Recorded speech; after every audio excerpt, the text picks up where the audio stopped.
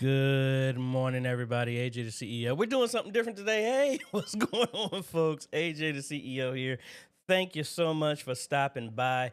I don't know. I just like the camera angle today, so that's why I went with this one. So I hope y'all are all doing well. It is Friday, February 28th, 2025, and we come to you every Friday as best as we possibly can to answer your questions when it comes to media ministry. Folks, I don't know everything, but hopefully the little bit that I do know will help you out, or at least I can introduce you to the great people that are here on the chat, as well as our Facebook community, where it is 3,800 media ministries from all over the world, where we're coming together to try and share our knowledge with each other. We don't care about your denomination, none of that stuff, because we're just trying to work collaboratively to move us forward instead of us competing with each other. That's what it's all about. So we got a bunch of people on here. We've been dropping a whole lot of videos, working like crazy. Like I was telling John, I have I guess my calendar was wide open. I literally have. Well, I'll show you here in a second. But I mean, we are slammed tomorrow. Right after this, I gotta go deliver a computer. They gotta somebody shut off the computer. You know when Windows is doing an update and it says don't turn the computer off. Somebody did that, hung the computer, so I had to rebuild the system. I got to deliver that. Then I got to get down to Mount Bethel. That got to do a training, well, another consultation with a church in California that I've been helping. Their computer has been acting up, helping with that. Then right after that, I got to go hang the rest of the cameras down at Mount Bethel, hang the speakers in Mount Bethel, and then at 5:30, their team is coming for me to do their training. Then head back, and then I have consultations all Saturday, um, the entire day from starting at 9. Oh Lord, and somebody just booked something else on me. I have consultations from 9 a.m. straight until 5 p.m. And that was new. Like I literally just saw that. So it is going to be an interesting one. Let's go ahead and holler at the great folks that are here online with us. Lamar, hey, good morning to you. Candace, good morning, good morning.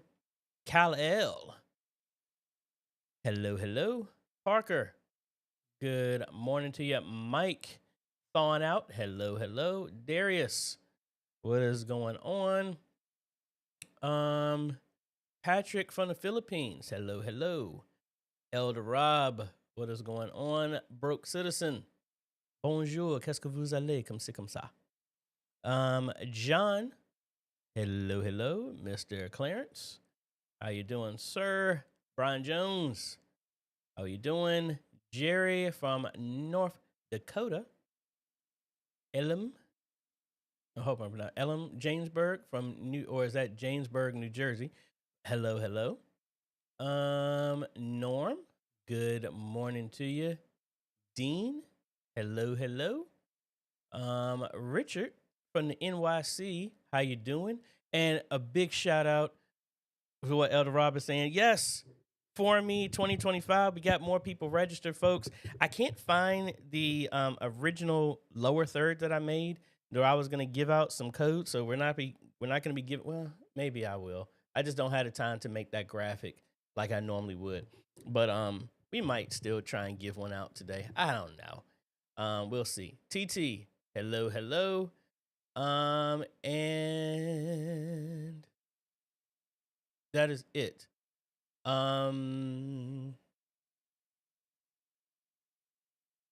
Philip Paul, hello, hello. Alrighty, folks. Let's get the formalities out of the way. And I need to move my screen over here. That's showing too much info. Well, I told you what my schedule was, so and we got to do taxes tomorrow. Yay. What am I? Yeah. So, folks, if you're not a part of our Facebook group, know that you can go to Facebook, look up Modern Media Ministry Made Easy, answer the 3 questions. You're in like Flynn automatically. All you got to do is answer the 3 questions and you'll automatically come in. I have a bunch of people that register and they never finish answering the questions. And because I have it automated, instead of me checking it off like I used to back in the day, if you don't answer it, it drops your submission after I think like 2 weeks. Oh, that was the person I was just talking to. They literally just booked it. That's what that was. The one that's at 3 to 4.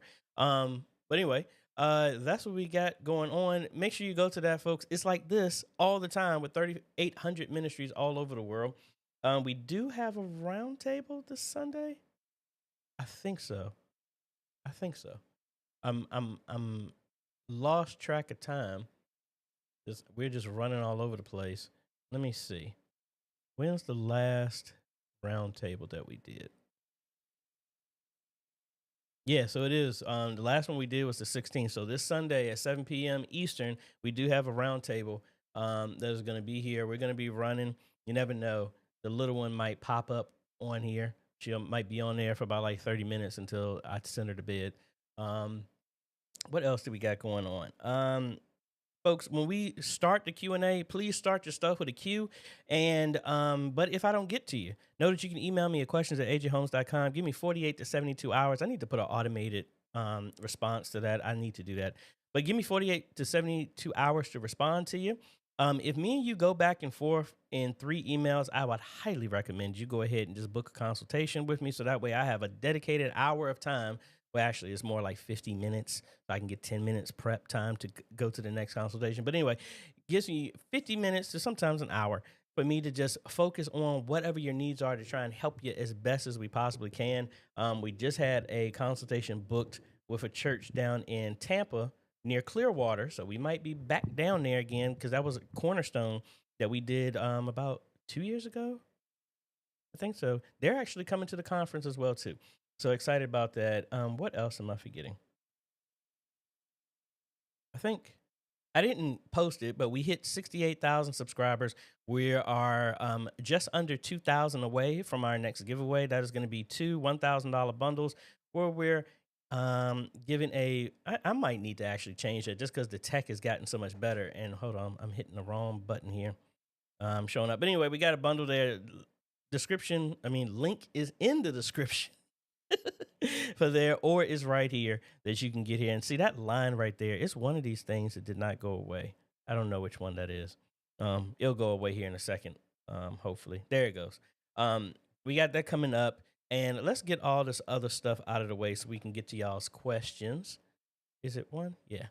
So let's cut over here to the super source and all the stuff. Like I said, folks, want to give a big shout out. If you like what we do here, I don't take, well, not that I don't take, I haven't had any type of sponsors or anything like that. That might change in the future. But as of right now, me company and everything that we earn from YouTube and business and stuff helps fund this company, not country, company. But if you like what we do, and you could become a Patreon supporter or a YouTube member, but if not, you can go to emissionarygear.com, get some swag, get some merch there, and all that stuff goes to help with our giveaways, with our conferences, all this other stuff there.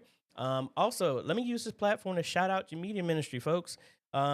Y'all do some great stuff. Your team does great stuff, but honestly, we don't always get the kudos that we need. So let me use this platform that will be left as long as YouTube is out there, to shout out your team. Just send me an email at questions@ajhomes.com. Make the subject my media team.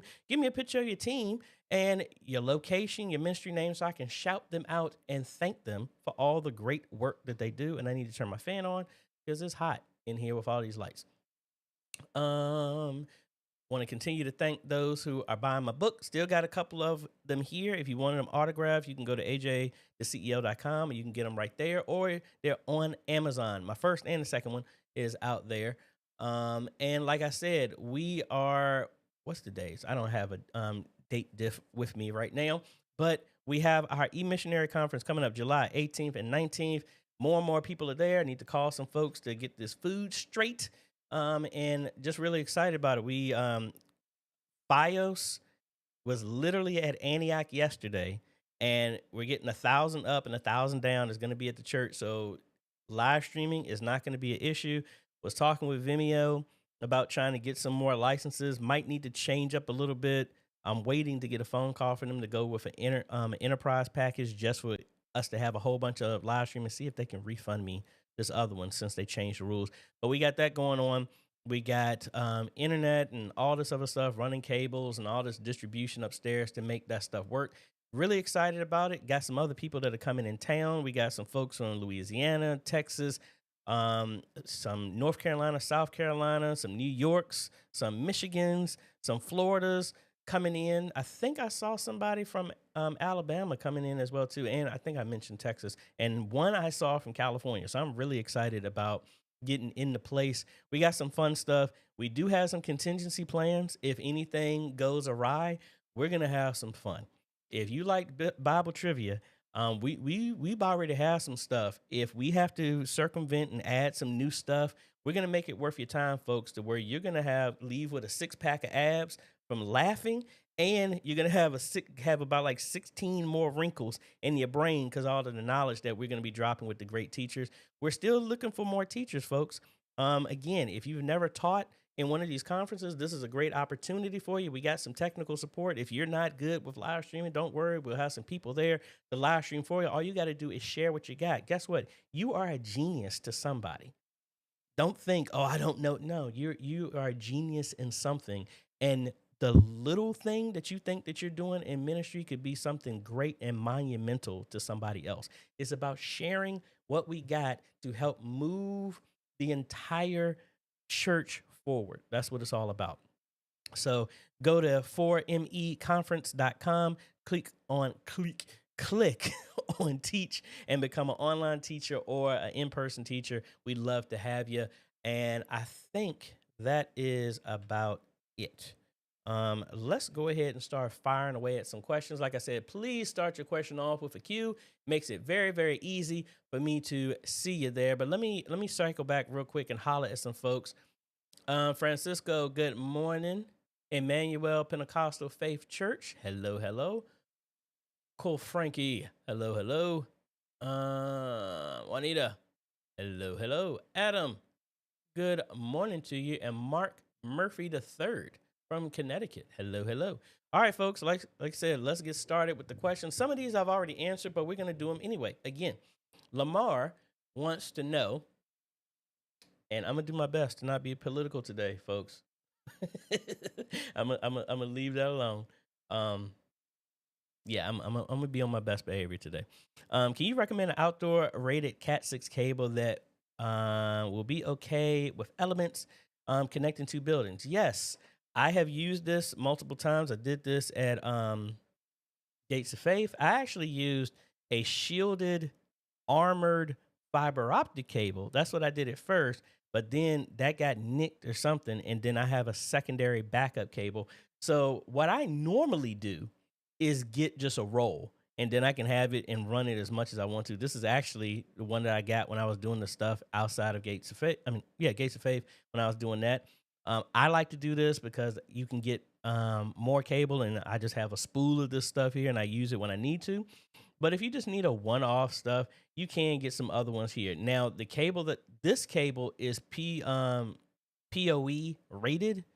This one is not. So if you're just trying to send a signal and it's weatherproof and waterproof, this one would be the one that I left in the comments. If you need something other than that, I would say go with this one if you're gonna run PoE, because this is the one that I had, because it's for rated for outdoors, waterproof, and it supports up to PoE++. With what I did with that. So that's what I would do. Link is already in the comments, so I hope that helps. Also, his second follow-up was, let me cut over here.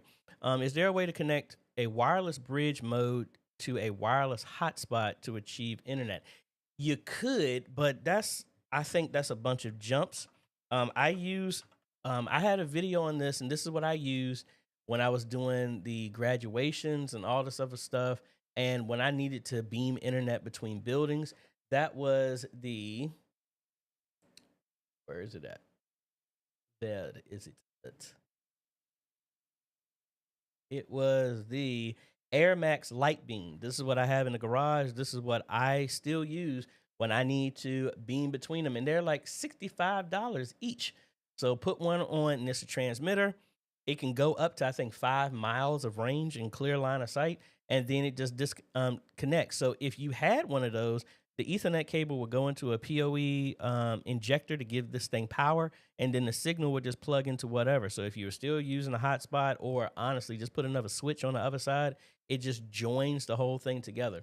So like if I even go, that's the new one that I had. The original one that I had is I gave to Signs and Wonders, and that is the bridge that is bridging their building, the house.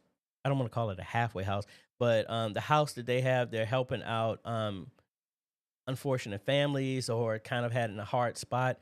Where is it at? It was on here. Yeah, that's because this is the other end. That's the switch that's on the other end of the building. And where is it? Wired. Oh, there it is. So that's the transmitter and receiver, and that's the original one, not the 5AC. So that's the one I gave them. That was $45 each. This other one is a longer range, bigger antenna, and it's $65. That's personally what I can use. I would use because the thing is rated for outside as well too. So if we back out of here and go back to this, that's the one that I recommend. And like I said, I still use this, and it's in the garage right now. So I think that would probably be the better suggestion I have for you. Let's fire away at some more questions. Let's see. I was talking with John, and I have a follow-up video to the one that I mentioned. I did my church media creators. Let me actually give Dave a big shout out, because I mean, he's the one that helped me get a lot of this stuff done. I remember about 5 years ago, they brought me on and helped me get over 1,000 subscribers. So big shout out for them. He pretty much brought to my attention, as well as Dominic and other people in the Facebook group, about Facebook deleting videos on your live stream. That has been in effect as of February 19th, 2025. If you live stream to Facebook, your video is gone after 30 days. So pretty much what we talked about is, if they're doing this, I highly recommend you just prepare to back up everything. So I have a video, and can I jump over to it? I don't think you'll be able to see it right now. But right now, where did I put it? It's actually under the desk, so you can't see it. Well, forget it. I am talking about making a video, and this is what tying back in what the John was saying about recommending that your church get a NAS. I grew up in the church long enough ago to where they used to record everything on cassette tapes. My dad still got a ton of cassette tapes in my mom's house, and I haven't had a chance to convert them because you have to do it in real time. But they used to have a filing cabinet that they would just keep that stuff in. I recommend now, because of all this other stuff, to get a NAS, so that now you have your own storage that you can access globally, but you're backing up everything. Just like I have 3 NASs right now, well, 4 of them right now, that I back up everything that I do. Every photo of my daughter ever since she was born is digital. So if I lose that, I'd be very upset. So I have it on Google as a backup. When I started running out of space, I have on 3 tiers of backing up, just because those things are precious to me. I back that stuff up. I recommend that a church get a NAS so that you can start being the equivalent of a digital filing cabinet, to start keeping your stuff just from a recording standpoint at your own location. Because again, if you're playing in somebody's sandpit and they change the rules, you have to go with it. I'm suggesting, yes, keep playing, abide by their rules, but build your own sandpit. As in, get your own NAS, because you never know how stuff is. It might get to a point that the technology gets better, because we did talk about the OwnCast server. It might get to a point the internet is so much better and the technology is so better that could get to a point where you actually got to host your own live streams. And now you've built your own live. But anyway, I'm getting too far into it. But I want to shout out that video, and to John, I am working on that video. I have it recorded. I just haven't edited it, but I think I'm going to do it in a different direction. So be on the lookout for that. And be mindful, if you don't, I am highly recommending. I did it on the video that I literally just posted earlier, and some of y'all have already responded to that, so thank you for that. Where we're talking about the administrator of technology, a new role that I think that churches need to have, and it just talks about that. But we talk about, personally, I think with the changes that are coming, I think, not to like endorse YouTube like that, but YouTube was built on video. So I really think live streaming needs to be on YouTube, and Facebook is more for posting pictures of events and things like that. Because honestly, with all these people, like I watch Facebook and Instagram and all this, like people are just putting stupid stuff up as videos. And, I don't mean to be derogatory when I say it, it's stupid. But it's taking up space. You need hard drive space for that. And I can really see from a company standpoint, it's like, man, we're going through terabytes of data just to have somebody rehash a video and put their name on it so they can get some, become YouTube famous. That's taking up space. But anyway, let me stop blabbing. I just really think be on the lookout for that. I use Synology NASs, but I really think that's something that will help out for saving up your data, having a centralized location, uploading stuff. If you have it, that could be the server, the backup for your entire ministry. So if you need to have backups or redundancy backups, so if your tax information, all this other stuff, I really think it's really good.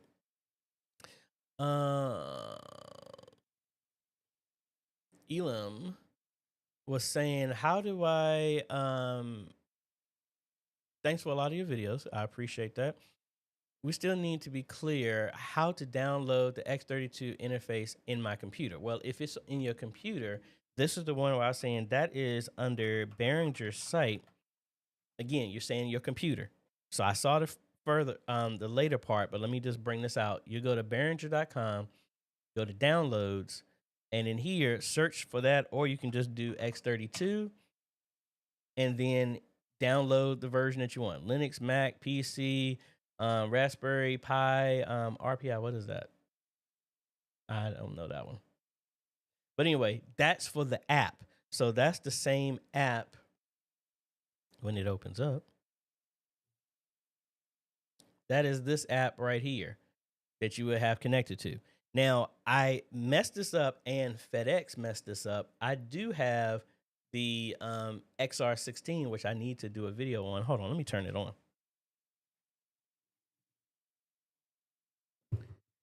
So this is going to be my portable system. So they have different softwares for each one. And come on now, let's connect. And I'm waiting for it to show up.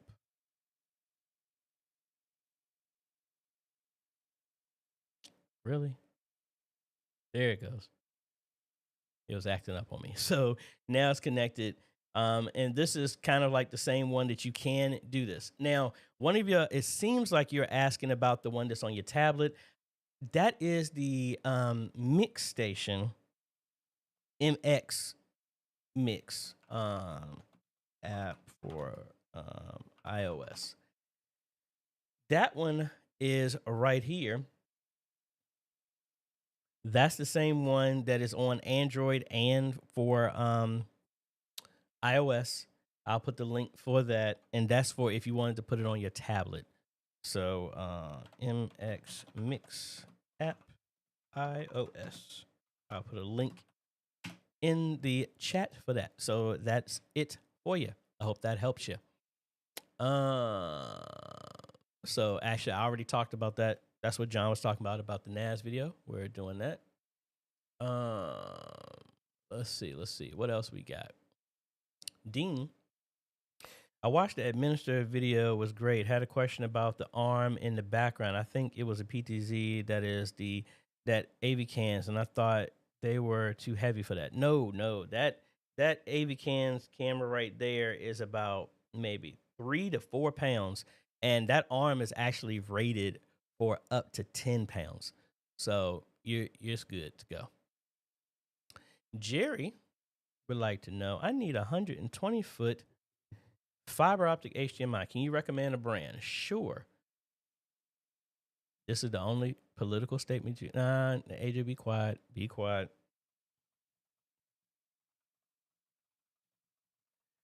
The brand that I use is the DTEC line. That's the one. I've gone through a bunch of them. Those have been the ones that have been the most reliable. I think out of ordering these things so many times, I've only had 2 of them be bad, and that were actually the newer versions. This is the older version of it. So they don't have 120, so I would go for like the 164. And I have done a 328. That was actually in Chicago where I did that one. I don't know if they still use that. It was for a camcorder on a tripod. Last time I heard, they haven't done that because they're looking to do another PTZ. But this is the one. I will put a link in the description for that for you. If it will actually open and give me. I was clicking on it and wouldn't let me copy the link. Fiber HDMI cable. All right, so there's another thing that I've been trying to do and document in a video that I just haven't had the time of walking through doing maintenance of the systems and everything that's in place at church. I had to get over to Signs and Wonders around like 3 in the morning and kind of get their stuff straight because it's just one of those things that I don't expect everyone to be super technical.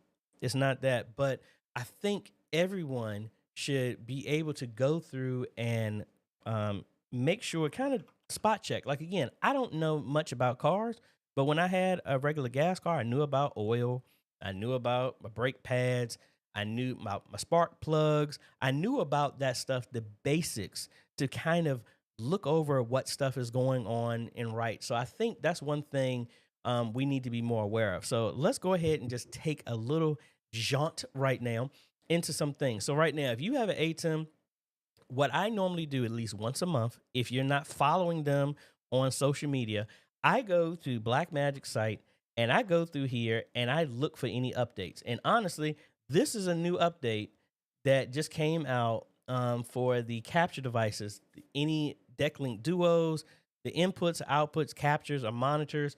So this software updates native Apple Silicon. So technically, I don't need this. Since I'm not using a Mac, but I would look out for this.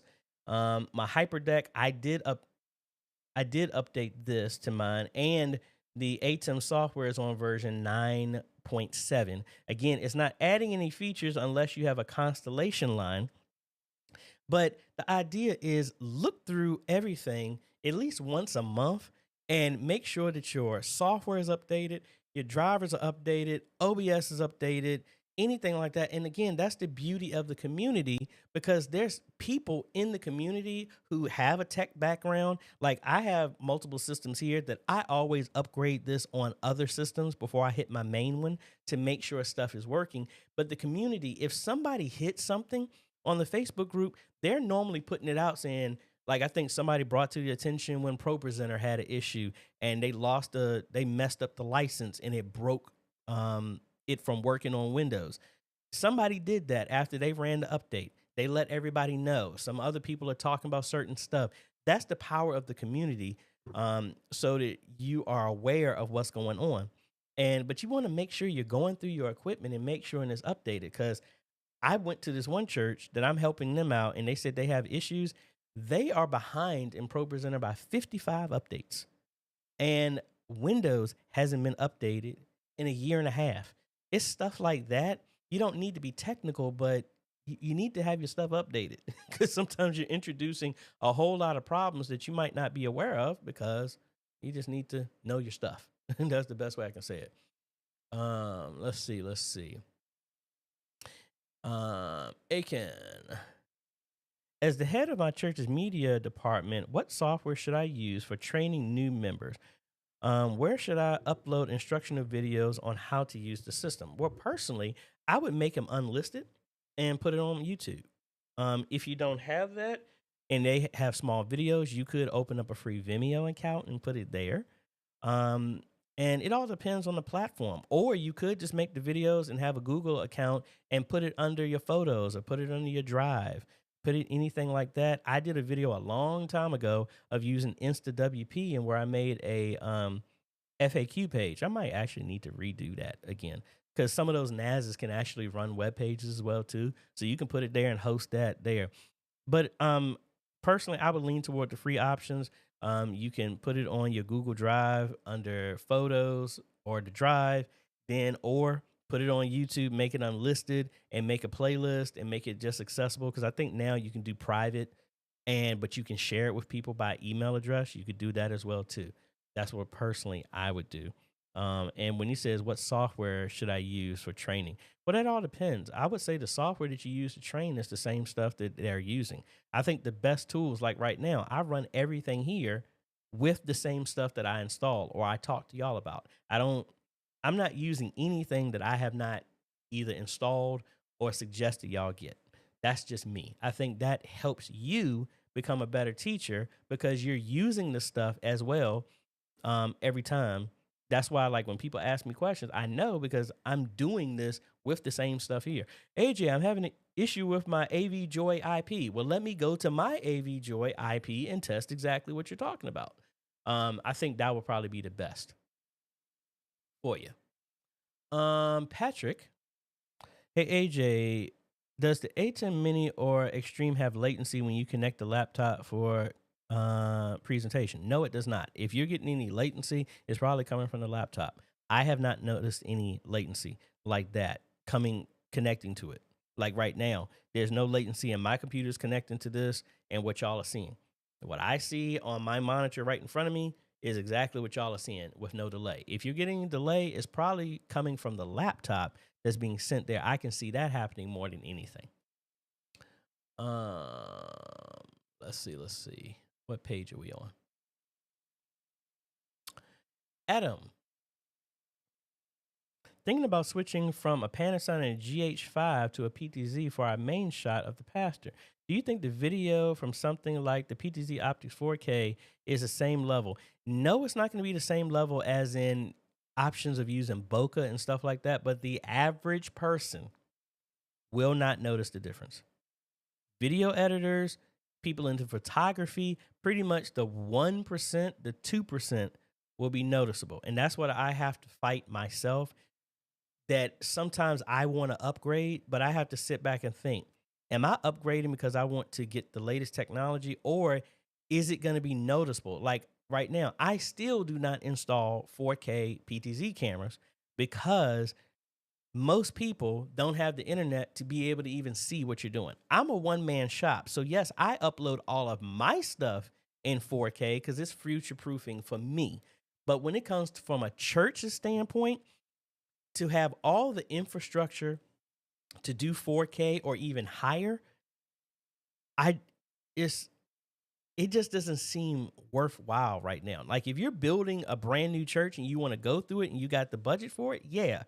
But if you're trying to retrofit all that stuff right now, okay, you need 4K cameras, 4K switchers, 4K supported cables, 4K displays, 4K splitters, a upload speed that can handle 4K, a platform that can do 4K, which right now is like what, only Twitch and YouTube and Vimeo. I don't think Facebook is doing that. None of those, because most of my videos that I uploaded at 4K, they get sampled down to 1080p. But then also on the other side, does anybody have a download speed to watch 4K? Do they have a display that's in 4K to even see it? So that's just me personally. But anyway, but honestly, I think it would serve your purpose, and the people who would notice the difference would be small compared to the people who would. That's just my personal opinion. But I asked the community, what do y'all think? Pete, hello. Hey, and thank you. I appreciate it. Mark Murphy III. I know this has been asked before, but I have to ask. If you have this in one of your videos, can you guide me to the video? I have an A10 Mini Extreme, and we are having issues with connecting the monitors in the sanctuary. We also have a multi-HDMI splitter. I can't get it to show when connected to the splitter. Is there any setting in the A10 software that explains how to get the splitter to work? Well, first off, when you come to a splitter that you're going, first realize the splitter is just going to take whatever image, and it depends on what type of splitter you got. When you connect different monitors that support different resolutions, like for example, I did this at Mount Bethel. The TV that I have connected in the sanctuary is a 4K TV, but I have it split with a monitor that is 1080p, kind of like what I have right now. The monitor that I have right here in front of me, both of these are 4K monitors. This one, and that's all 4K. But what's going to the ATEM, this screen right here is split with the ATEM. So when I downscale this one to 1080p, because when you go into a splitter, it is a race to the first one to get it. So when the computer connects to a splitter, it is doing a handshake to recognize what's the resolution supported, what's the frame rate supported, and whichever is the first one, that is the signal that happens. So say that you have, like I've had to do this at another church. Now, again, the A10 Mini Extreme doesn't do this, so I'm going back in time. So say that you have a 720p monitor and you have a 1080p television. If you had it connected to the original like television studio HD, and you have it output and you send it to a splitter, it would take the signal of the first TV that is there. So if you send 720p, it will work on both monitors because of the splitter. If you have it set to 1080p, well, let me, the ATEM is not as a bad example. Let me go back to a computer. If you have a computer output going to a splitter and it's connected to a 1080p monitor and a 4K one, whichever is the first one that gets a handshake with the computer, that will be the resolution that it works. So if this 1080p monitor comes on first, the computer knows I need to send a 1080p 60 signal to the splitter. Then the splitter will send that 1080p signal to the 4K TV. So both monitors work. But if the 4K TV turns on first with the computer is like, oh, I need to send a 4K signal. When it goes to that splitter, if it supports 4K, it will send the signal to the 4K TV, but the 1080p TV will not work because it does not support that signal. So that's the long drawn out answer of making sure first, what is the common denominator of the resolution and frame rate that is supported across all the monitors first. That's why when I do an on-site and they say they want to use the TVs, I turn it on, hook my laptop up to it, and I want to see what range it supports. Does it do 1080p at only 30 frames a second? Does it support 5994? Does it support 60? Or does it go higher? And that's the setting first, could be one of the reasons why the stuff is not working. In the ATEM, you're going to come down here to the gear. You're just going to go under general. And I always set mine to 1080p 60. That is the highest resolution that the ATEM mini stream can support. So once that's pushed out, that's what's going. And I need to make sure that every single monitor supports that resolution. If you are getting some TVs that show up and the other ones don't, it is most likely that the monitor does not support the resolution that you're sending it, or, well, no, that's pretty much what it is. So I hope that helps, and I hope that wasn't too long-winded with that. TT wants to know, I'm going to upgrade the TVs to 50 inches. Do you recommend a brand? Honestly, at this point, all the TVs are the same unless you really like the interface. Right now, Samsungs, I have Samsungs down here that I had because I already had them a while ago. I don't like their interface, but I really don't use them like that. I don't really watch TV like that.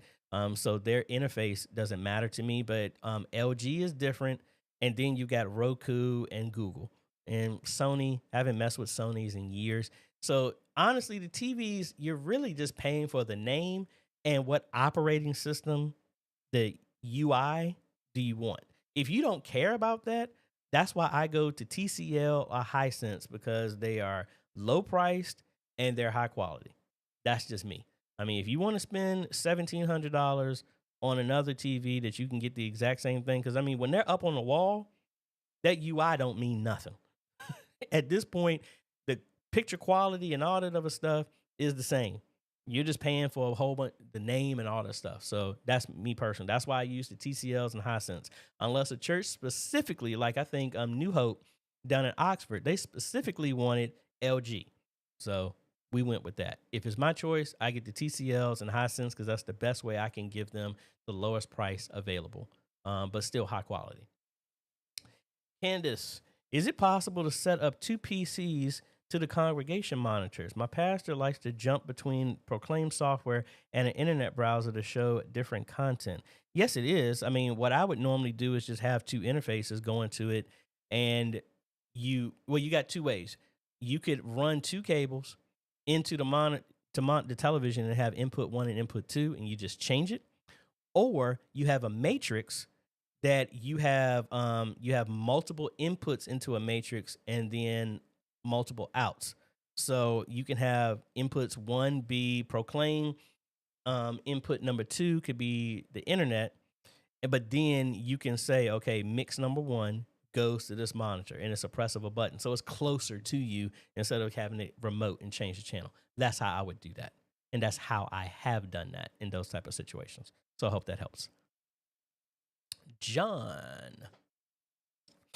do you know if when you download your videos off of Facebook, can you download the same quality resolution you uploaded it? No, it's not going to be the same. They don't give you an original upload. It's going to be the one that has been processed, unfortunately. Um, Now they did change it to 1080p. If you uploaded in 1080p, that was years ago. It should still be in that format. So let's. No, I don't want to open it in that page. Let's try. Let's just look at a page and let's see what is offered. I'll go to my page. I'll go to Formation Sports. No, I haven't uploaded any videos here. Let me go to another page that I have rights to. Give me a second, folks. Waiting for the Facebooks to load up. Get out of here. Alrighty.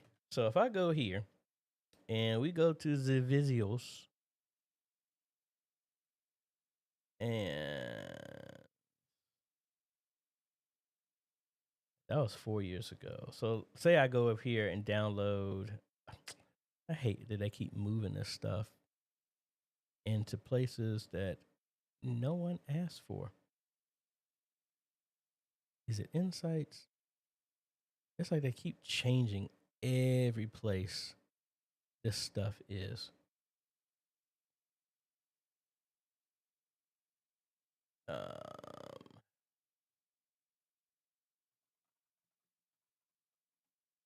See if I can find one of them. That don't help me with nothing. We just do it. Publish date.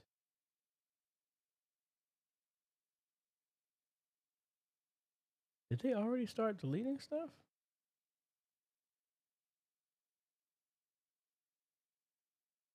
Trying to find the published date. Why does it only give me up to? Wow, have they really started deleting stuff already? No, it couldn't have been because I just saw. Oh well. Anyway, we'll just use this as an example. Here's a video, and where's the daggone download?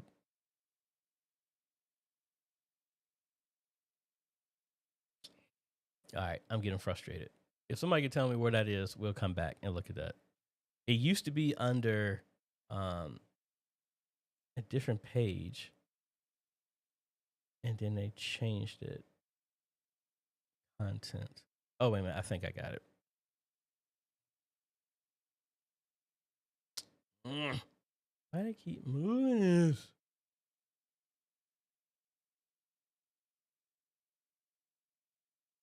I got to come back to where because that's annoying. And that was past Sunday where they had some kids there, but I wasn't there. I got to find out where that is. That was frustrating. But we'll circle back to that one.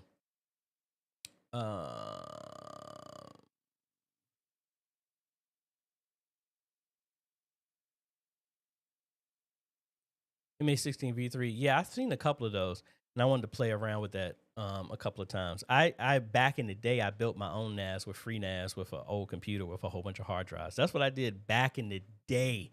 I set that NAS up, and that's how I used to share music for choir rehearsals and stuff like that.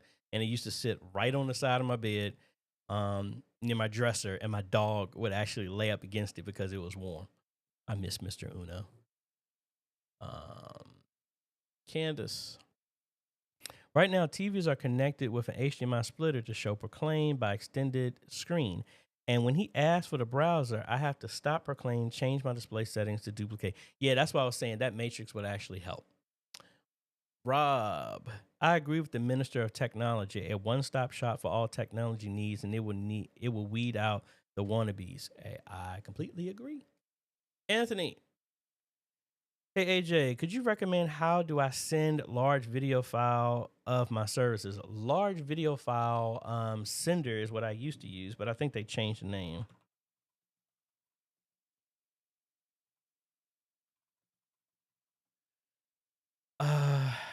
Well, it's a couple of them. WeTransfer. I think they changed the name of it. I think WeTransfer is one that you can use. No, that's not it because they're charging for that now.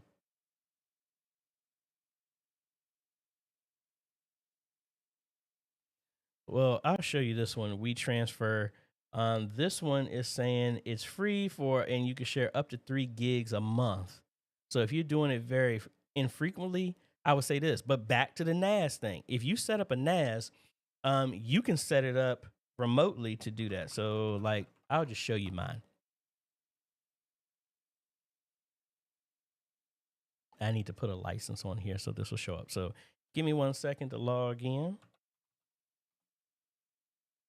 Oh, but I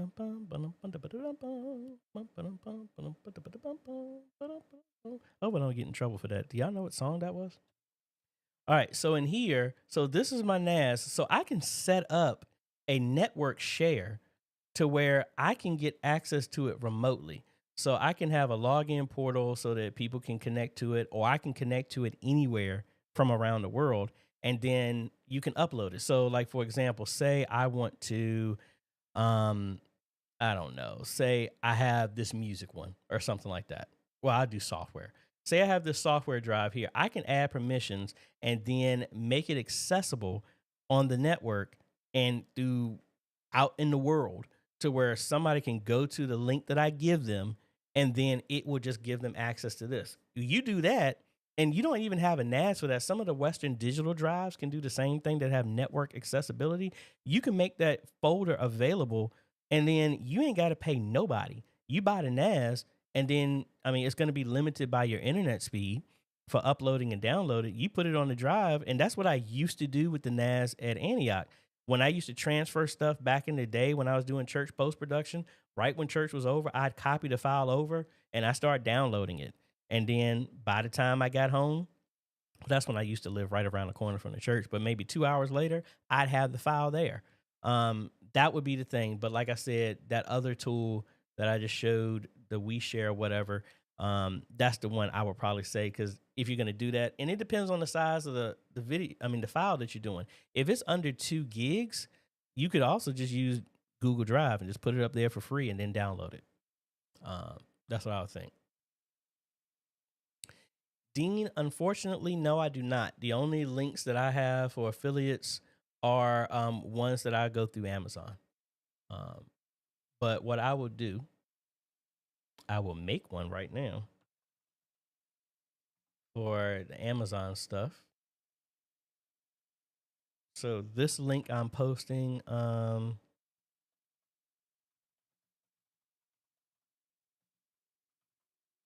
put that link there. If you use that and you do anything in 24 hours, I will get credit for that. So I will just use that and save that for you.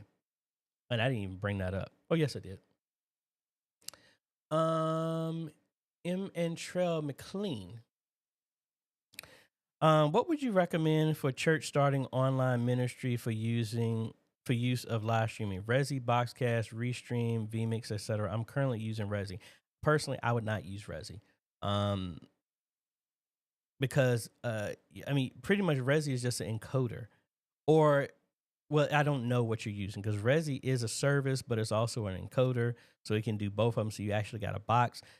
People at Boxcast are cool. I got one that they gave actually got one right here. So they're cool services if if you want to have a hands-off approach. That works great for them. If you're trying to get started and you're trying to save the money, I would personally put the money into like one of these mini PCs, which is more than enough, and then just use OBS. If you want all the features and the bells and whistles like you see me, and I always keep pointing to the wrong side, like this is vMix, and that little computer can run that. Um, I would probably get a desktop if you were going to use vMix. vMix can, and as long as you have the upload speed, vMix can live stream to 4 places as long as the computer can handle it and you have the upload speed to handle it. So you really don't need a service. I would probably say put the money into the computer that's capable of doing it. Make sure the upload speed is fast enough to do it. And then you can use OBS with the multi RTMP plugins or vMix, and it can go to multiple places for you. That's what personally I would do. Because again, my mindset is, hey, what can we do for free before we got to start, buying monthly services. That's personal. Mark Murphy was saying HDMI switch 1 in, 8 out. So hold on, let me make sure I'm getting the full context of that. Oh, okay, I answered you. So I'm just catching up on your comments. All righty, let's see.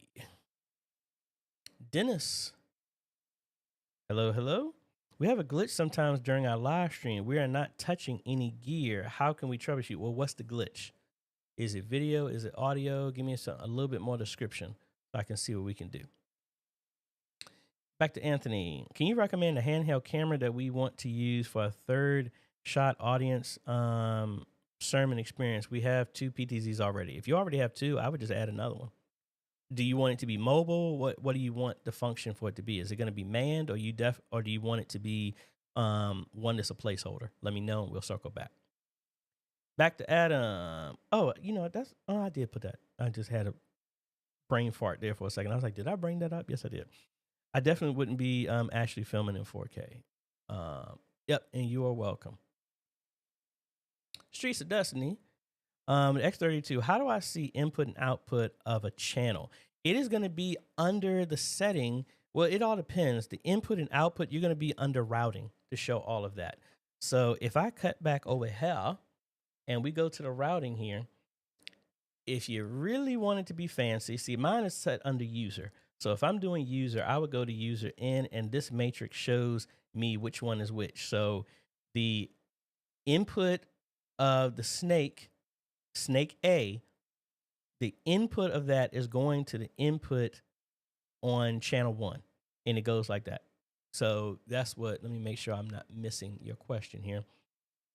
So that's, 1 in is routed to the channel 1 there. And then if you want to do the outs, that output will be right here as well too. How we mix, which mix or channel is going directly to the outs on your X32. So if you have a compact, you're only going to have 8 outs. If you had the big one, you're going to have 16 outs, and it would tell you that you can route which one to which. It will be there. But if you need any more details, let me know, Brother Art, and I will go over that as well too. G. Albert, hello, hello. Grand Kiddo is in from Barcelona. All the grand kiddies are coming next week. Awesome. Mike, people may not want to be broadcast in 4K. It will show everything in glorious detail. I remember that was a thing with the old switch to HD. True. AJ yelling at Facebook, changing layouts reminds me of old people grumbling at the grocery store. What's that? The Simpsons one where he's like yelling at the crowd, "Darn you, Cloud!"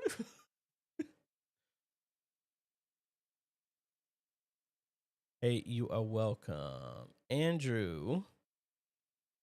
Does the ATEM PTZ cameras joystick?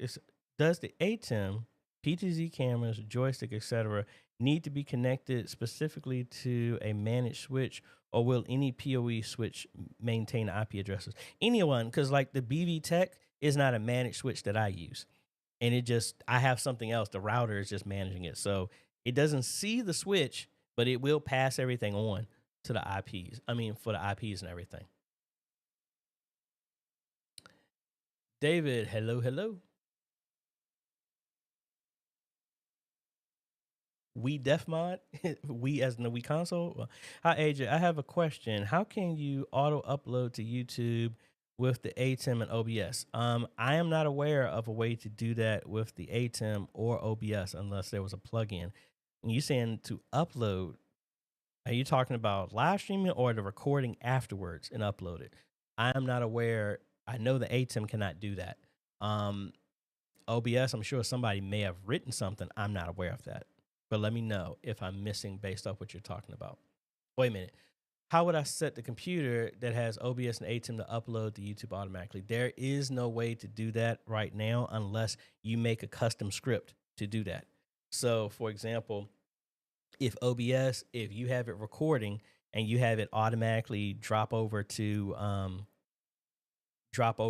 folder, you could make your own macro. And honestly, you would ask ChatGPT to do that, to be quite honest, if you're not a coder.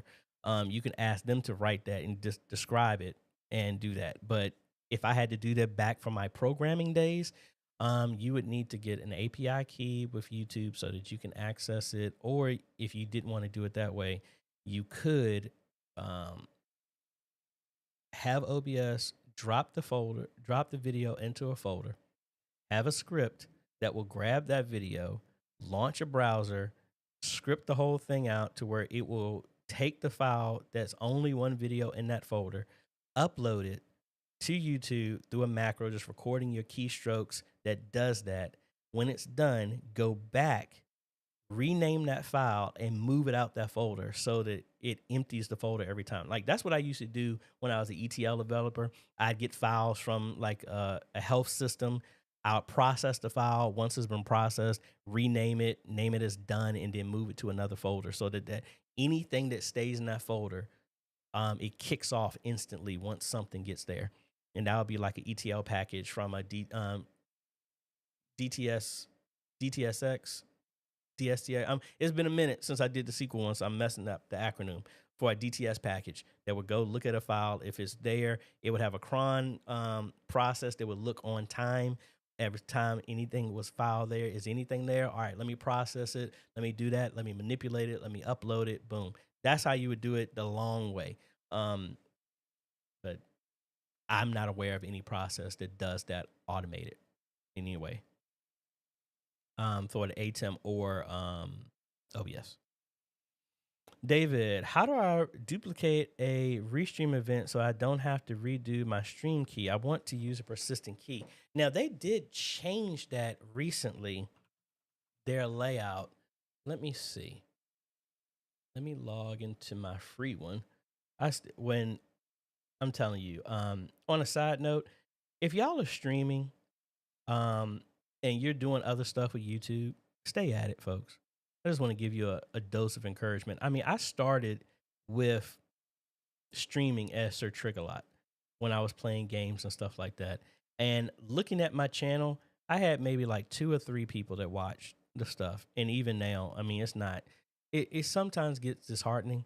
Just keep at it. I don't know why that came out. Just keep at it, folks.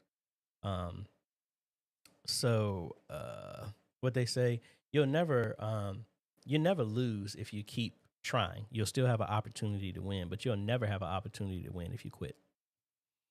So normally you shouldn't have to recreate it. So this is the same one. Well, this is my AJ the CEO one here. So in here, as long as you shouldn't have to reduplicate it, because the new way they did it is once you make this is the key that does not change. And let me cut over here real quick because it's been a minute I've looked in here, so I don't want to start showing stuff. Yeah, so inside of here, it doesn't change. So I don't think you would have to recreate it, especially if you have the new one. I mean, if you just make, like, this just lives here. So if I streamed it right now, it would go. And you shouldn't have to remake it unless I'm wrong. Again, I haven't used Restream like this in a minute. I have, maybe used it like a month ago, and I didn't have any issues. This is the same streaming key that I had set up when I came in here a while ago when they did that update. So I'm not sure. I've never had to recreate it. I don't think you would need to, because that key normally stays the same. I mean, because before I clicked over here, I looked at it. It's the same key that I have in my computer over here. So I think it should be fine. But let me know if anybody out there is using Restream. Please help David out there. Rob, I use Amazon S3 for transferring large files as well. Sweet. How much is that monthly, or is that free? Philip Paul. Hey AJ, what drive can I look at that is compatible with a NAS? Can we use as a portal drive first? Then once we have, yeah, that's what I started with. I started with a Western Digital network drive, and that's the one I gave to some ministry. I have no idea who has it, to be quite honest. Because I started with that.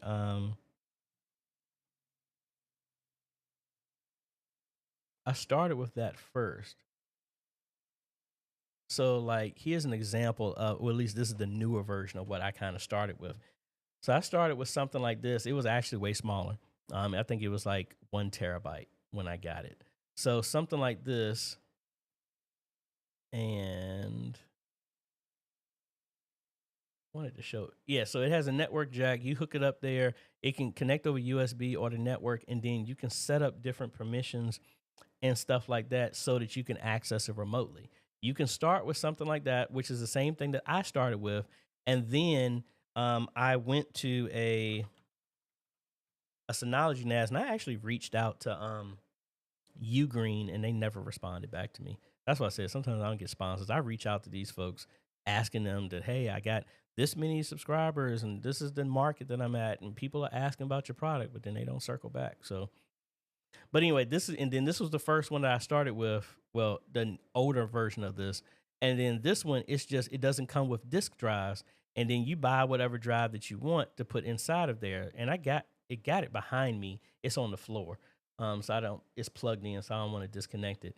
And you just slide this thing out, and then you put the drives in there. Now, personally, can you use any regular hard drives, 2.5 and 3.5? Yeah, you could. Personally, I use the Iron Wolf NAS drives. That's what I personally use because for whatever reason, Synology has some partnership with them, and they kind of help endorse secure your data or whatever if something happens because I guess it meets their specs or whatever. So, and then like here, like, can I go back to I'm gonna go back to my other one. Actually, hold on. Let me see. Which drive is that on? Yeah, that's Avalon. I named mine. If y'all know my first name, Arthur, everything that I have here is based on Camelot. So that's why my Wi-Fi is Camelot. My NASs are Round Table, Excalibur, Guinevere, Lancelot, all that stuff. So I know that sounds dorky, but hey, that's what I do. Where is it at? I'm trying to find the drives. All right, so here's my biggest NAS that keeps all of my media stuff. So in here, this one has a total of 8 drives, and I have 2 NVMe's for faster caching. So on this one, I have 2 12 terabytes, 2 10 terabytes, 2 6 terabytes, and then another 2 12s in here. So I have a total of 48 terabytes of storage on here. 2 of these are for redundancy.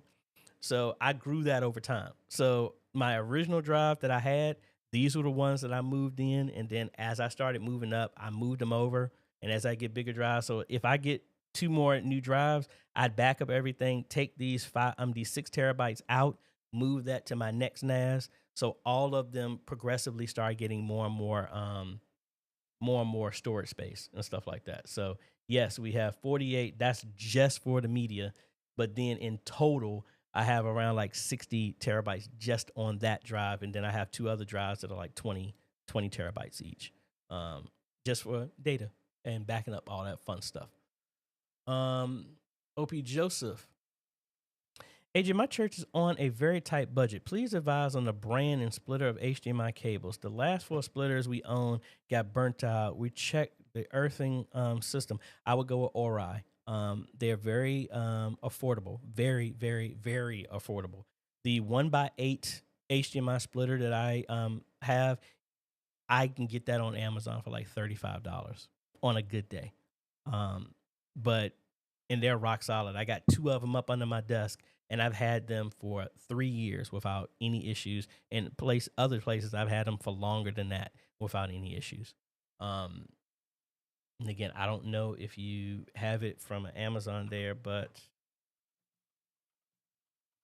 I've used a bunch of their splitters in different setups. So like here, as you can see, I've ordered this one 21 times, and that one right here is rock solid, and you can get another 5% off from that. And that's the one that I use a ton of times, obviously, right there. So I'll put a link there for, there it goes again. Not responding to me clicking on stuff. I'll put that in the comments there for you. Otis, how you doing, sir? Otis is one of our Texas folks that are coming to our 4ME conference. Excited about that.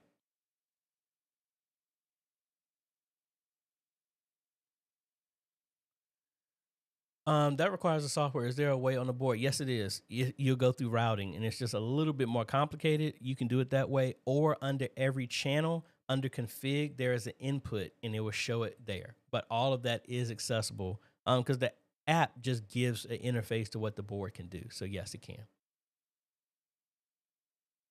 All right, continuation. Also, must I use a power stabilizer? I've had a situation where I saw some sparks on the source head from the HDMI connector. Oh, definitely.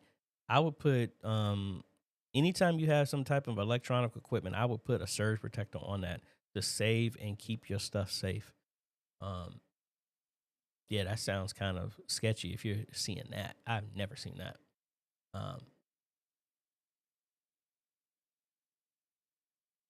Rabbi wants to know, what is a good Pro Presenter alternative that is very good? Presenter by Worship Tools.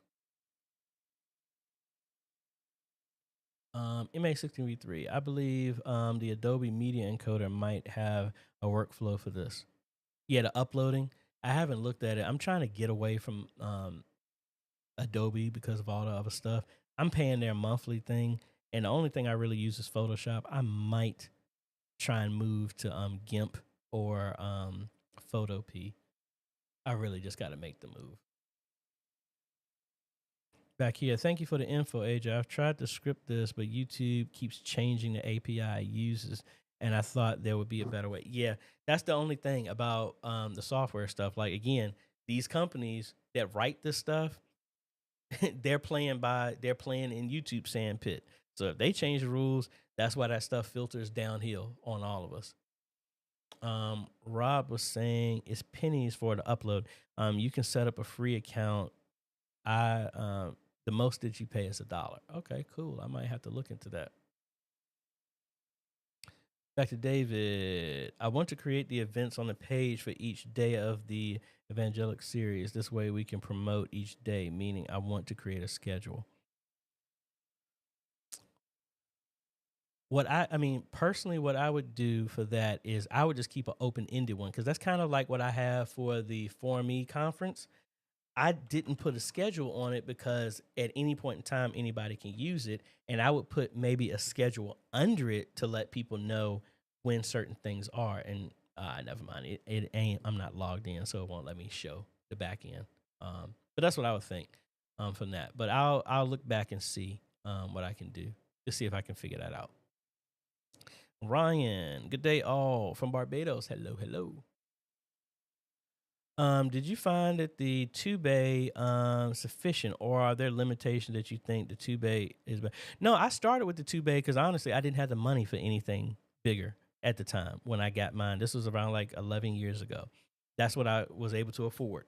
It was like $180, and I got that started with one drive, added another one. I just had desktop hard drives, which they say not to use because of how frequent it needs to write. And it was fine for me because it was really just to back up my music and my photos. That's all it was. And I still never got anywhere close to filling up all of that.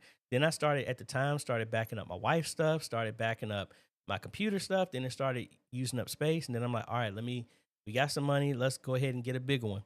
I got one that had 4 drives. And then I was able to, let me start backing up my business records. Let me start backing up, digitizing everything that we have from like documents, government stuff, everything like that. And then it's like I started doing YouTube, and then videos started getting bigger and bigger and bigger and bigger. And I'm like when I do a regular video, when I used to do ISO recordings, one video of an ISO, if I was doing ISO recordings of installs, that would be around like 150 to 200 gigs of video. And it would just eat up my hard drive. So normally when I do, I think I've shown this. I'll just show you here. This is normally how I do my stuff. So let's close these wonderful things. So normally, like when I do my videos, so these are all my NAS drives down here. When I normally do a video, I have on my E drive, I have a folder called current projects. So you see these projects I have. So this is install 6 of 5. This is where I drop all my folders. This is the stuff that I work on.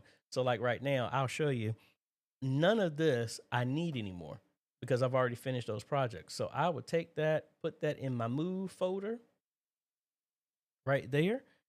Then I open up rich copy. I come over here. I find that path, move.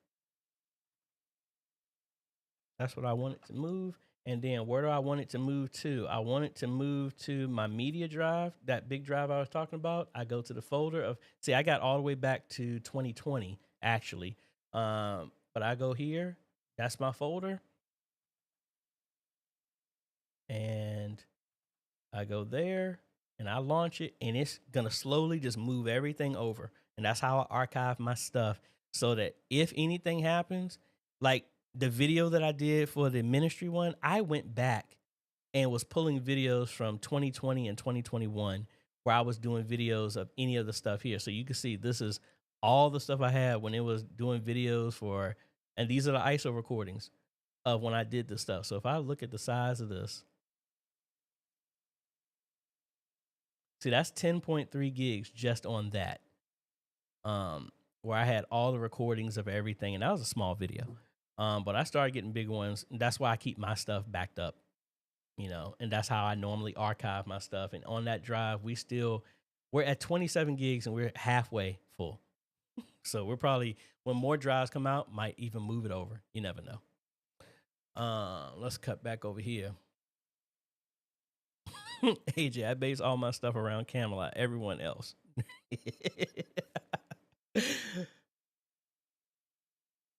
Fresh Start Church of Philadelphia. Good day, AJ, and all. Hello to you.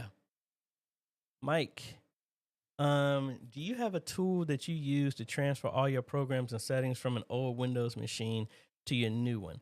I used to use, let's go back in the day for our tech people. I used to use Norton Ghost. But honestly, I don't really transfer old ones like that. I normally upgrade I'm kind of like, what's the ship of Odysseus? Is that it? What's the one?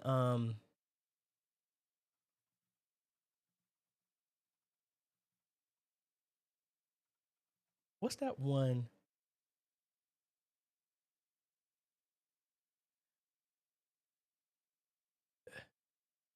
Not Odysseus, the ship of Theseus.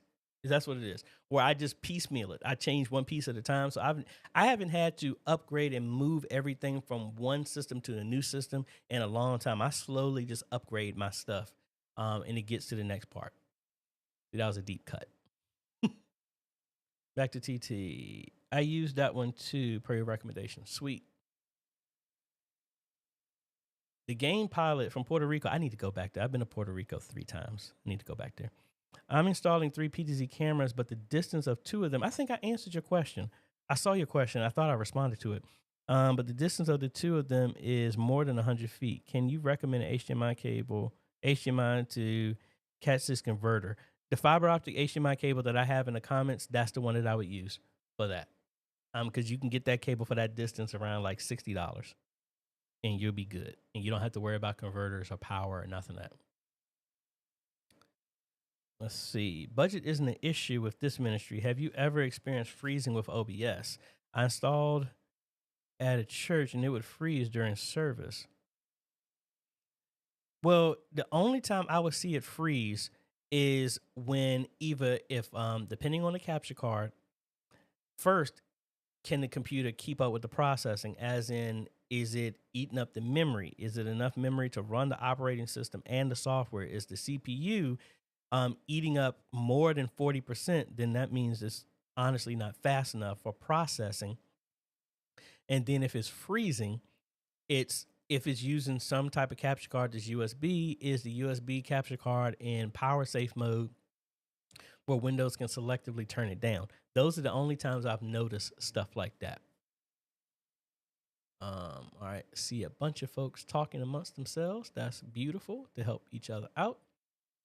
John, if live streaming with vMix and using the record to HDD feature, could that be set to record directly to a NAS? Yes, it could. If you have your, like right now, because I have my drives on my NAS as network drives that always show up, yes, I can pick that and run that at any point in time. Because again, my bigger NAS is a 10 gigabit. I have a 10 gigabit network on all of my computers, as well as that NAS.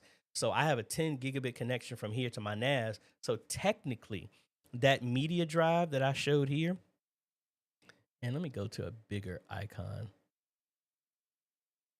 I don't like that. You go to tiles. That was tiles. Anyway, I hate these icons. But anyway, like I had a project folder called current projects to where my network is fast enough that I could just load everything here and just work off the network there. So yes, you could. If you have it mapped, it will act just like a regular drive. Just make sure your network is fast enough if you're trying to access a lot of stuff. So that 10 gigabit is more than enough for me to work off the drive and do all my videos there. It's just out of habit that I do everything on the E drive and just move it over. That's just me. But yes, you could do that. Mr. Skilla, what's the standard specs our church should have for internet service? We're live streaming using StreamYard. Honestly, for 1080p 60, at minimum, you don't want to have anything lower than 15 megabits per second for live streaming for your upload speed. That's personally what I would think, and has been a good practice for me over the last about like 8 years. It's been like that. Back to John, are you running RAID on the NAS so that you need to buy 2 drives? Well, the way the Synology one is, it is, but it has another drive that I think is using SHR, I think is what they call it, to where you can lump in different size drives and it'll put them all together as one massive drive. But then it will take, depending on how many drives that you use, if you have like a 4-bay, 3 of them will be lumped together, 1 will be redundancy for all of that, and it just exponentially gets bigger. So with my 6 drives, my 8 drive NAS, 6 of them are actually for stuff being used, but then 2 of the 10 terabytes are the ones that are backing up all of that in case there was an issue. Back to David. The main thing is that I am not in control of the streaming. I was tasked with cross-posting the event. The source venue has their branding on the social, and we are just using Restream to post our brand. Okay, I got you. Thank you for that. Thank you. I was like Odysseus. I was like, it sounded like it. Odysseus.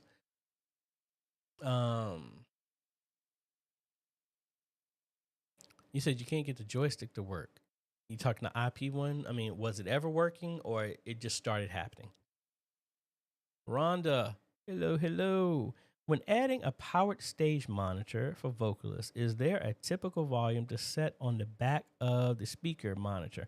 I have it set at 0, but wonder if it's standard setup. I mean, it depends. Like me personally, when I set up powered monitors or I do instruments, I set my stuff at 50. That's what I just normally do. I put it halfway and I try not to turn it up so I have some playroom. And I try and do everything as much as I possibly can from the mixer, just like with a keyboard. I set the piano at 50 and I don't move it up. So that way I set it that way for me, and then I let the media handle the leveling. That's just me. That's how I had the stuff set up at Mount Bethel that I'm doing, all the ones like that. Yes, sir. Yes, sir, I am. And then, have you ever tried using the NAS for ProPresenter assets? Yes, actually, that's how I had it at Antioch originally when I was there. That white one is the one that I had at Antioch, and then just a lot of stuff changed and it wasn't being used. And then I'm like, well, it's been sitting here. No one's using any of the stuff. So it was just collecting dust. No one was saving anything to it. Nobody was doing anything with it. So it was just there. So I'm just like, okay, well, I'll repurpose it. And it's been sitting in the garage until I just broke it right back out. But now, because of the change in Facebook, I'm gonna try and force them to start doing it. Meaning that I'm just gonna kind of like what y'all are talking about. I'm just gonna make it a network drive, and they're not aware of it, and that's how it's gonna be used. My iPad is equipped with both a front and back facing camera. During the class this week, I inadvertently initiated a live stream where both cameras were simultaneously streaming. Okay. Let's see. I never got the joystick to work. I just used the remote. Which joystick do you have, and what cameras do you have with it as well? Since we have a lot of NAS talk going on, if you're doing post production off of NAS, you might need to make sure your switching network is fast enough. Yeah, that's what we were talking about. If you don't have a 5 GB, 10 GB NIC on board, you're buying one. Yeah, I got mine. The only issue that I have with the NICs that I have, for whatever stupid reason, because I have the same one in all three of my systems, these two, Windows, for whatever reason, keeps installing the wrong driver that makes it not work. So I have to reinstall. I have it saved on my documents folder to reinitialize and install the driver that makes it work. I wish I could have it turned off so it'll stop doing stupid stuff like that. Kurt, do you back up your NAS to Amazon Glacier or Google Drive? Right now, I don't. I mean, certain stuff like my daughter's photos and stuff like that, backups from my phone, I do. But because I mean, I'm under 200 gigs. That's as much as I go to Google. Because it's like $29 a year. Because I got it with my Google Pixel. So I do it for that. I do not back it up. What I do what I do instead of see, I got myself laughing off of that. What I do is I have my old USB terabyte drives that I have as redundancy again for the redundancy of my NASs. So it's one of those things like once you start backing up, now you need to back up of a backup. Because what I used to do is when I had a Blu-ray drive, I think I gave that to somebody, or is it still somewhere else?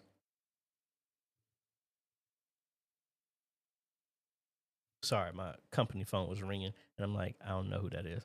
Um, I used to make Blu-rays, and then I would ship that like to my mom's house or something like that. What I really want to do is set up another NAS, and with the Synologies, you can do a link between NASs where it would ghost stream a backup of everything at an offsite place. That's personally what I would want to do. Um, and what is going on? Because I got a lot of people calling me right now. Hold on one second. Let me just verify it ain't nothing crazy going on right now.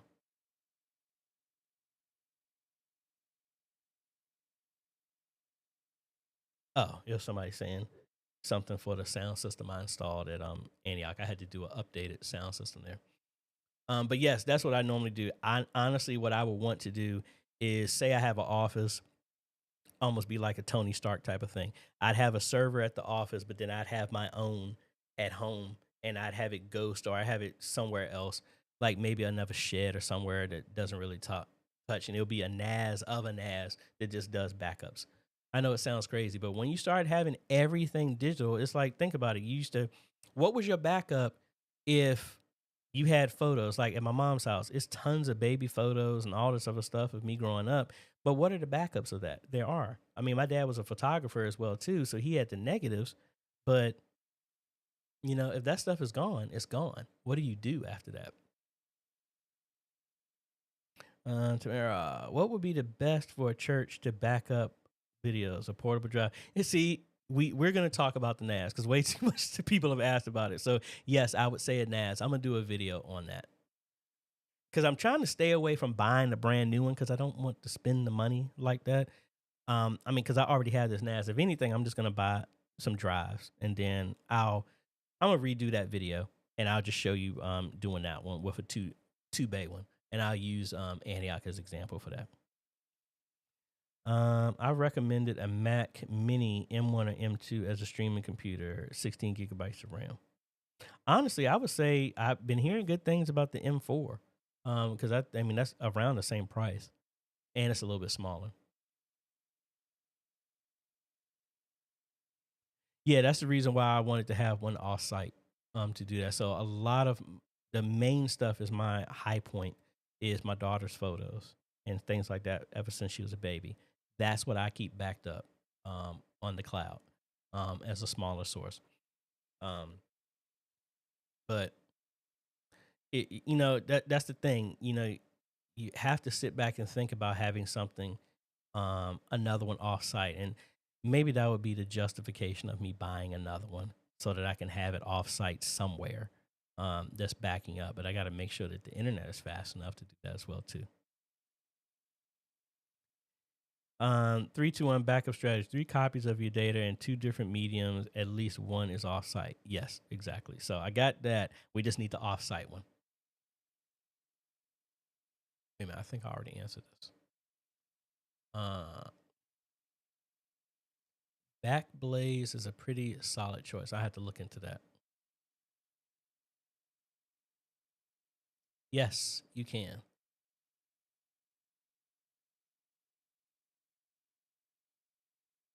Well, I mean, it's a bunch of other services that you can use. Like I said, when I first got started, when I didn't have the money for it, I just had an old computer that I just, threw a whole bunch of hard drives together, and I used a free open source software called FreeNAS. And you download this, and it's like a Linux version that you put on a computer, and it runs that. That's what I started with. And then, do y'all remember this Windows Home Server that I went to that? That was actually good. I don't know why they gutted that. Um, excuse me. That's what I used to use, and then I was in college years, and then going through. But yeah. So if you already got a computer and stuff like that, you could start with it. What in the world is my phone blowing up right now?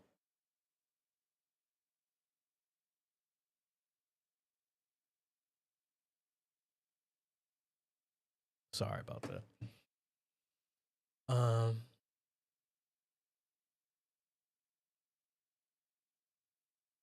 Let me see. What do you say? What do you do if your baby photos are destroyed? I flip the whole state of Virginia upside down. That's what I do.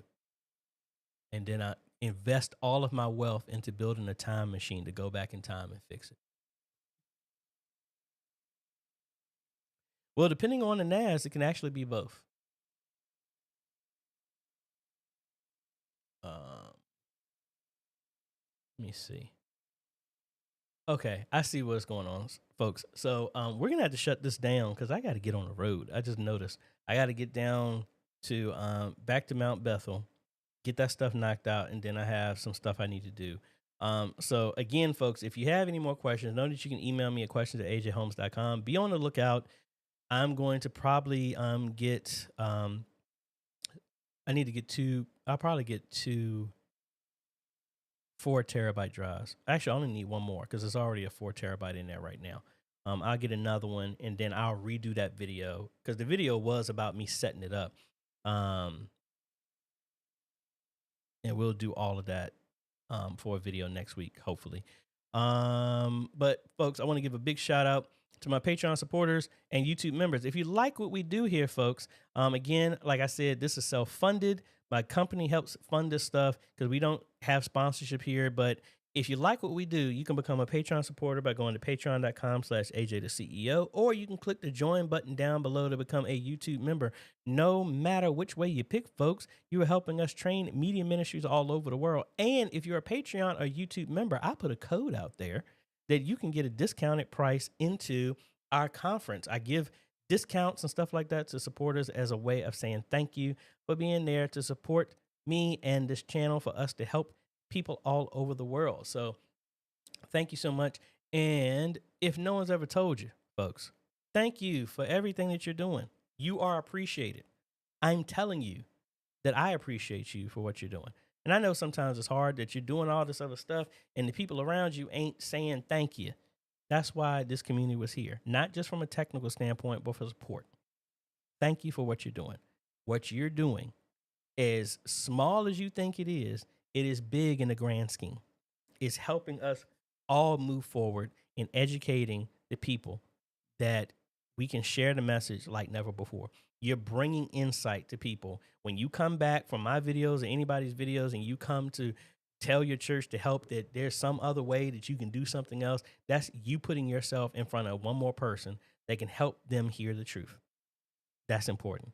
And the fact that you did that, you're the one that made that possible. So thank you for all that you're doing. I hope y'all have a great day, evening, afternoon, wherever you are, folks. Don't forget about the Missionary Conference. Get registered there for in person or online. We want to see you in the place, whether you're digitally or in the place, because we're going to have some good food there, folks. I'm looking forward to that. But I think that's about it. I hope you have a great day, evening, afternoon, wherever you is. And we'll be seeing y'all on the next video, folks. Later.